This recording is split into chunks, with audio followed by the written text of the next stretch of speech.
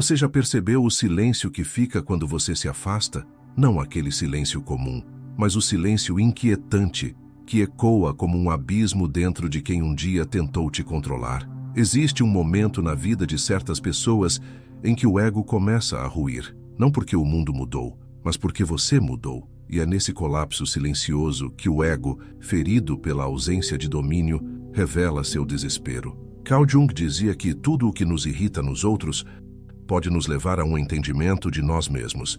E talvez, sem perceber, o simples fato de você não estar mais presente esteja obrigando o outro a encarar a própria sombra. Talvez você tenha sido aquele que acolheu, suportou, ofereceu mais do que recebeu. E agora, ao se retirar, não com raiva, mas com consciência, algo muito maior começou a acontecer do outro lado. O ego que antes se alimentava da sua presença, da sua validação, da sua paciência, agora se vê faminto, exposto e vulnerável. A máscara que antes sustentava a pose de segurança começa a trincar, e o que surge por trás dela é a dor de não ter mais controle. Isso não é sobre vingança, é sobre revelação.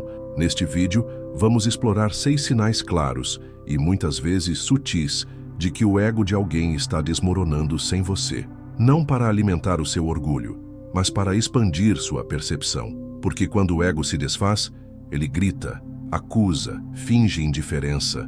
Mas tudo isso é só um reflexo do vazio que ficou. E esse vazio, segundo Jung, é a oportunidade perfeita para o renascimento da alma. Se a pessoa tiver coragem de enfrentá-lo, você vai entender por que certos comportamentos estranhos, contraditórios ou até mesmo frios, na verdade, escondem um terremoto interno.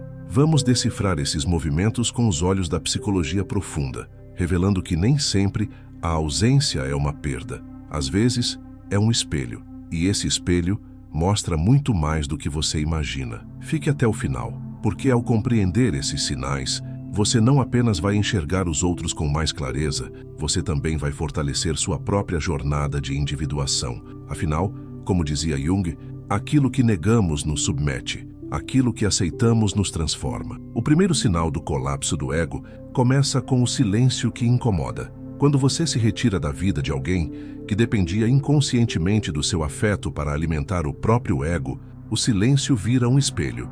E nesse espelho, a pessoa já não vê mais o reflexo idealizado de si mesma. Carl Jung chamava isso de início da jornada para dentro, quando tudo fora perde o sentido e obriga o indivíduo a olhar para dentro, mesmo que contra a própria vontade. Esse silêncio não é apenas a ausência da sua voz, mas a ausência da validação. O ego, sendo uma construção frágil da personalidade, precisa constantemente de alimento externo para se manter forte. A sua ausência interrompe esse fluxo, e quando isso acontece, o ego começa a implodir. A pessoa sente como se algo estivesse errado, mesmo que tudo fora pareça igual. É o primeiro abalo da estrutura narcisista, a perda do espelho que a fazia parecer melhor do que realmente é. Esse momento traz à tona a insegurança camuflada. Aquele que parecia seguro de si, agora hesita. Suas palavras soam menos confiantes, seu comportamento mais instável. E o mais intrigante é que ele ou ela pode até fingir indiferença, mas por dentro, o ego está em guerra, uma guerra silenciosa e solitária. Jung dizia que nós nos tornamos neuróticos quando fugimos da dor legítima do crescimento, e o vazio que você deixou está forçando essa dor a emergir. Muitos tentam disfarçar esse desmoronamento com sarcasmo, com frieza, com desprezo, mas o silêncio continua falando. E cada segundo sem você é uma prova viva de que a segurança daquela pessoa dependia de algo que agora foi embora. A ausência, nesse caso, é o maior agente de transformação, e o ego, que se achava invencível, começa a ruir pela falta de um simples olhar. É aqui que começa o processo de desconstrução. Sem você, o outro se vê diante de si mesmo. E poucos suportam esse encontro. A ausência se torna presença, e o silêncio, o mais alto dos gritos. O segundo sinal é o desprezo teatral. Quando o ego está desmoronando, ele encena o oposto do que sente. Ignorar suas postagens, zombar de suas palavras ou agir com superioridade é, na verdade, uma reação desesperada. Carl Jung dizia que Ninguém se torna iluminado por imaginar figuras de luz, mas sim ao tornar consciente a escuridão. Esse desprezo não é indiferença, é dor disfarçada. A encenação vem do medo de parecer fraco. O ego, que antes se alimentava da sua atenção, agora tenta sobreviver sem ela, mas ele não sabe como. Então ele inverte os papéis, fazendo parecer que nunca precisou de você. Mas Jung nos ensina, quanto maior a máscara, mais profunda a sombra. E essa sombra começa a se projetar em tudo que essa pessoa faz, inclusive em como ela fala de você. É comum que surjam críticas, piadas, desprezo velado. Tudo isso é uma tentativa de diminuir sua importância para a narrativa interna dela. Se você se tornou uma ferida narcísica, a mente fará de tudo para transformar essa dor em algo palatável. Só que o inconsciente não mente, e ele registra cada movimento como sintoma de colapso. A sombra está tentando se proteger do colapso total da imagem idealizada que o ego criou. Esse tipo de comportamento também revela algo profundo. A pessoa ainda está presa a você, mesmo que negue com todas as forças. Jung dizia que aquilo que resistimos persiste, e resistir à lembrança, à conexão, à ausência, só fortalece a presença simbólica que você ocupa na psique dela. O desprezo é, muitas vezes, uma forma inconsciente de manter o vínculo, mesmo que invertido. O ego não quer que você veja seu colapso, por isso, encena. Mas se você olhar com os olhos da alma, verá claramente, por trás da armadura da indiferença, existe um pedido silencioso de ajuda, que nem mesmo a própria pessoa sabe como fazer. O terceiro sinal é a incoerência emocional. Quando o ego está à beira do colapso, surge um comportamento ambíguo, mensagens em horários estranhos, aproximações repentinas, seguidas de afastamentos bruscos. O ego está lutando com a sombra, e essa batalha se manifesta em atitudes contraditórias. Jung via isso como o conflito entre o eu ideal e o eu real. É como se a pessoa estivesse tentando te manter por perto, sem admitir que precisa de você.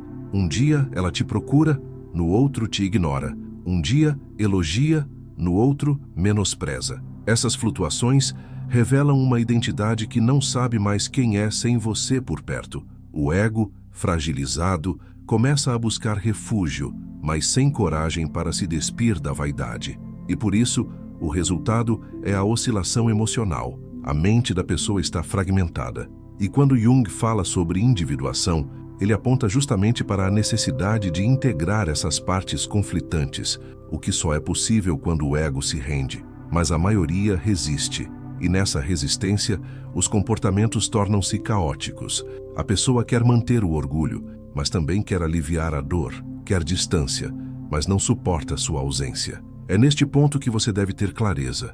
Não se trata de você, mas da guerra interna do outro. A confusão dele ou dela é reflexo de um ego que perdeu o chão. E quanto mais você se mantém firme em sua ausência, mais essas contradições tendem a se intensificar. O ego está colapsando, e o colapso gera ruídos. Ruídos que se expressam em atitudes incoerentes. O que parecia força é desespero. O que parecia frieza é medo. O que parecia indiferença é só um grito por controle. O ego não quer morrer, mas a sua ausência o força a encarar a própria fragilidade. E nesse confronto, ou ele se dissolve, ou explode. O quarto sinal é a substituição compulsiva. Quando o ego está em colapso, ele tenta desesperadamente preencher o espaço que você ocupava. Novas amizades, novos romances, novas postagens repletas de felicidade. Tudo isso é tentativa de reconstruir uma estrutura que desabou. Mas, como Jung explicava, nada externo pode curar o que é interno.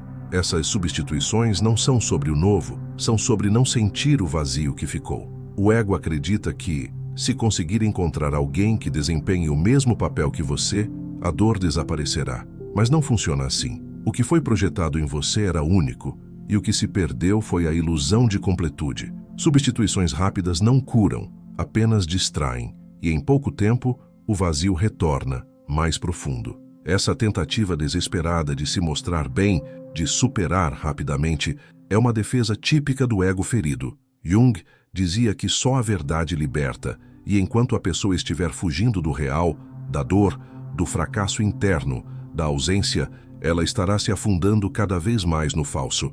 Cada nova tentativa de substituição é uma confirmação de que nada realmente preencheu o espaço deixado por você.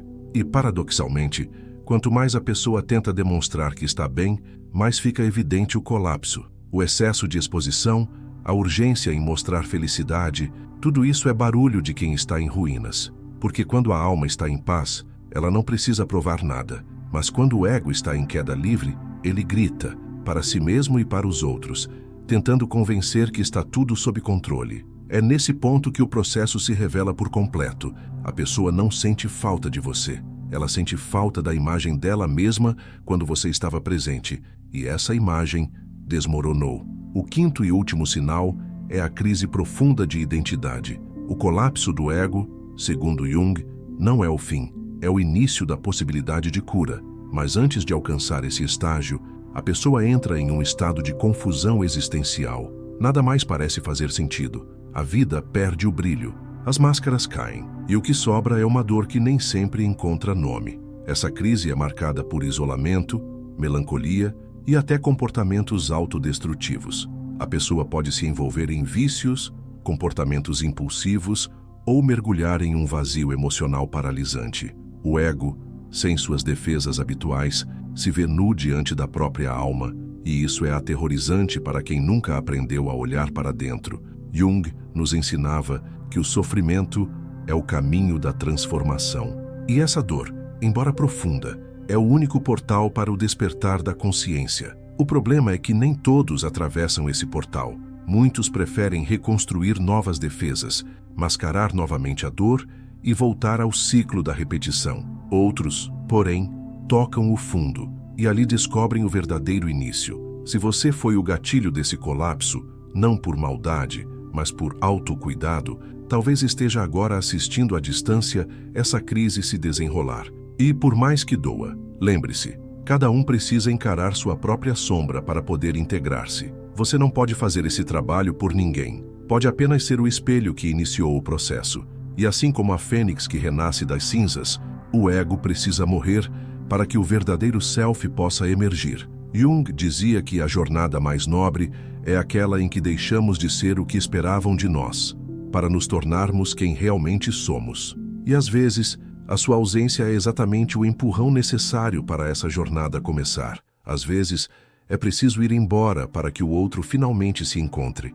A sua ausência pode ter sido o único espelho verdadeiro que essa pessoa teve. E quando ele se quebrou, o ego se viu pela primeira vez sem filtros, sem aplausos, sem máscaras. Tudo o que parecia sólido começou a desmoronar. Mas isso não é uma tragédia. Jung sempre ensinou que a queda do ego é o primeiro passo para o nascimento da consciência. E consciência, ao contrário do ego, é silenciosa, profunda e libertadora. Talvez, ao longo deste vídeo, você tenha se lembrado de alguém que mudou radicalmente depois que você saiu de cena. Ou talvez você tenha compreendido, com mais clareza, por que certos comportamentos surgiram como defesa. Mas mais do que isso, talvez você tenha percebido o quanto a sua presença tinha valor. Não porque você supria carências, mas porque você era espelho. Um espelho que, ao se ausentar, expôs tudo o que o outro ainda não sabia lidar. E aqui está o ponto mais poderoso. Você não foi cruel por sair. Você foi corajoso, porque escolher a si mesmo, mesmo diante da culpa, é um ato de individuação. É o que Jung chamava de romper com a persona. A sua retirada não destruiu o outro. Ela revelou o que estava podre por dentro. E essa revelação, embora dolorosa, é a única chance de reconstrução verdadeira. O ego pode gritar, manipular, tentar controlar, mas uma vez que a dor se instala, ela chama a cura.